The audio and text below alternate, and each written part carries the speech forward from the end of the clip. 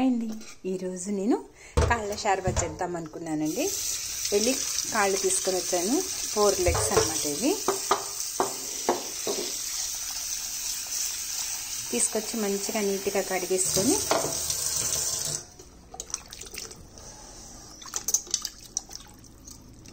ఒక 3-4 టైమ్స్ మంచిగా కడిగేసుకోండి.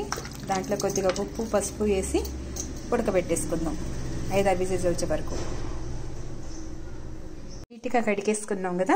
ఇప్పుడు ఏం చేద్దామంటే దీంట్లో కొద్దిగా 1 స్పూన్ పసుపు, 1/2 స్పూను ఉప్పు, 1 గ్లాసు వాటరు,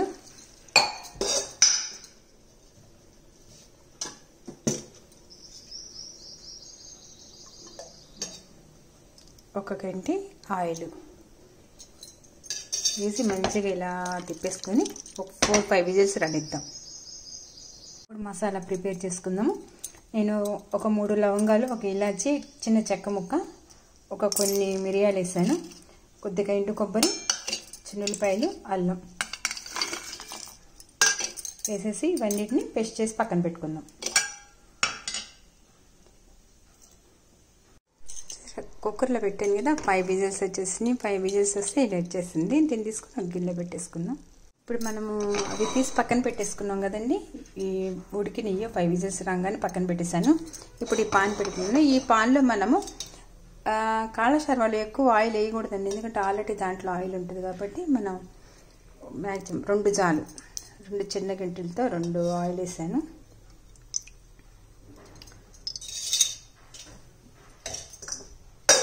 ఆయిల్ వేడెక్కింది కదా, వేడెక్కగానే 2 లవంగాలు, 1 ఇలాచి, 1 చెక్క ముక్క వేస్తుంది. దాంట్లో ఆయిల్కి స్మెల్ వస్తుంది మంచిగా.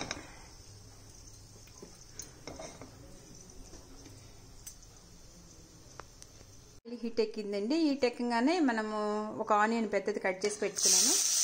ఒక 2-3 మిర్చి వేసుకున్నా కూడా బాగుంటుంది. వేసుకొని ఈ ఆనియన్ కొంచెం గోల్డ్ కలర్లో కావాలి. వేసుకొని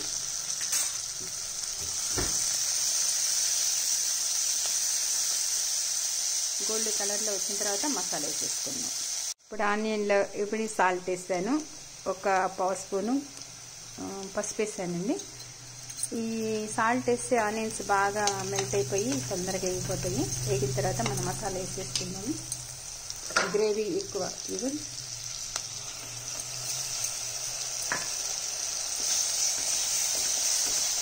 ఇది మంచిగా వేసిన తర్వాత ఆయిల్ పైకి వస్తుంది. అప్పుడు మనము ఇది వేసుకుందాం.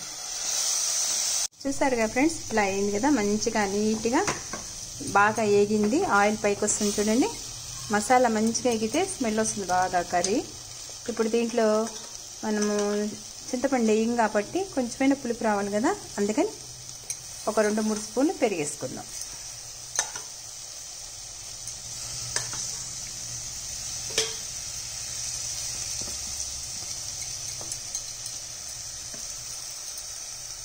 ఇప్పుడు ఉడకబెట్టి పక్కన పెట్టుకున్న ఈ లెగ్స్ కూడా దీంట్లో వేసేసుకున్నాం.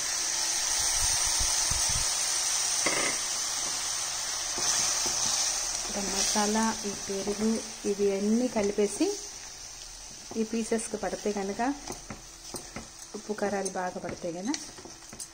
ఇంకొక 5 మినిట్స్ పెట్టుకుందాం. ఇప్పుడు మనం 1 స్పూన్ కారం వేసుకుందామండి. ఈ కాళ్ళ షార్వాలో కారం ఎక్కువ వేసినా కూడా బాగుంటుంది, మంచి టేస్ట్ వస్తుంది. కారం కారంగా ఉన్నా కూడా బాగుంటుంది సూపు. స్పూను కొద్దిగా వేసాను. ఇది అయిన తర్వాత ఒక 2 మినిట్స్ అట్లా ఉంచేసి వాటర్ పోసేసుకుందాం.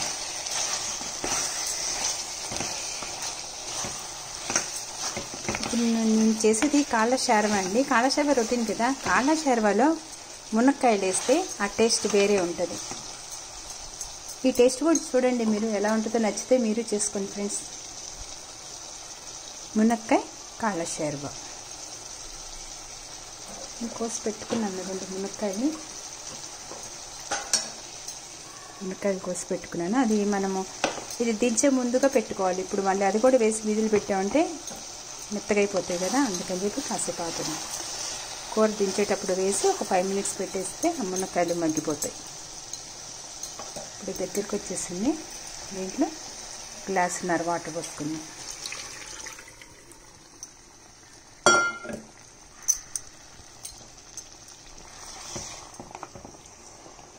ఇంకొంచెం వద్దామండి. ఇప్పుడు చూద్దామండి. మూత తీసి చూసారా దగ్గరికి వచ్చేసింది. షార్వా రెడీ అయిపోయింది. పాయ్ అని కూడా అంటారండి దీన్ని. ఇట్లా పాయ్ డైరెక్ట్గా తినేయచ్చు. ఇంకొంచెం మనం వెరైటీ వేసుకుంటే ఈ మునక్కాయలు వేసాం దీంట్లో చాలా బాగుంటుంది. ఇంకొక టేస్ట్ వస్తుంది అనమాట. అంతే. ఈ మునక్కాయలు వేసి ఒక్క విజిల్ రానిద్దాం.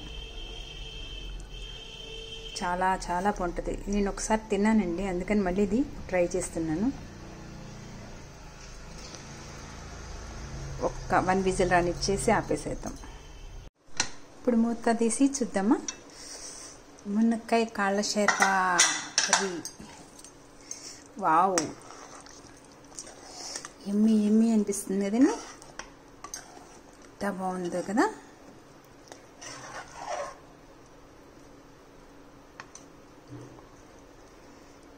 ఇదిగో ఫ్రెండ్స్, రెడీ అయిపోయింది. టేస్ట్ చూసి ఎలా ఉందో చెప్పండి. నచ్చితే మీరు కూడా ఇలాగ ట్రై చేయండి. గిన్నెలోకి ట్రాన్స్ఫర్ చేశాను కర్రీని. రెడీ అయిపోయిందండి. కాళ్ళ షేర్వా మునక్కాయ. ఈ టేస్ట్ చాలా బాగుంటుందండి. ఒక్కసారి ట్రై చేసి చూడండి. కొత్తిమీర ఉంటే కొంచెం పైన ఇలా చల్లేసేయండి. చాలా బాగుంటుంది టేస్ట్. Bye friends. ఇదిగోండి కర్రీ వేసుకున్నాను, అన్నం పెట్టేసుకున్నాను. ఇప్పుడు నేను టేస్ట్ చూసి మీకు చెప్తా ఫ్రెండ్స్.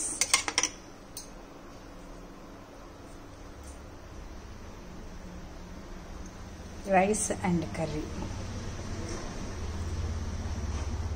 మునక్కాయ కాళ్ళ షేర్వా రెడీ అయిపోయింది.